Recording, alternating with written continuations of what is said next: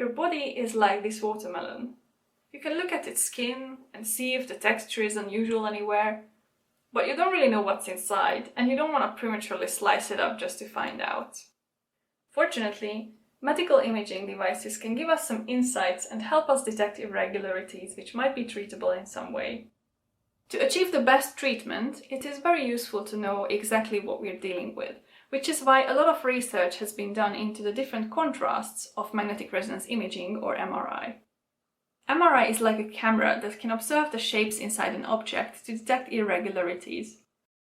But more than that, MRI has different settings that allows it to measure different properties or contrasts, like the sweetness and the texture of the melon, to paint a much clearer picture. So you know that it's going to start leaking water if you drill a hole through here. My name is Anita, I'm an MRI physicist at University College London, and my research focuses on one of the newest MRI contrasts called electrical conductivity. Okay, let me rephrase that. So MRI can measure how well different bits of your brain conduct electricity without having to stick any electrodes into your head. Apart from the fact that this is unbelievably amazing, it seems like conductivity mapping can also detect malignancy in cancer. This all sounds great, but unfortunately MRI doesn't measure electrical conductivity directly.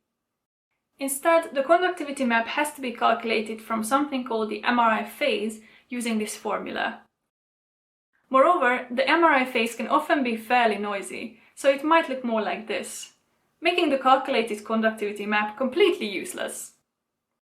There are some techniques for overcoming the noise, but because it's such a big obstacle, processing noisy images is not very popular in the conductivity mapping community.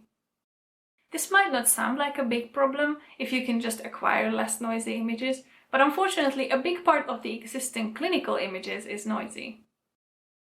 To address this problem, I have recently implemented a new method that solves an alternative formulation of this previous equation, and I have shown that it provides vastly superior results to the current gold standard in noisy images. Hopefully, this new method will help us explore the potential of conductivity mapping across a wide range of clinical applications. Thanks for watching.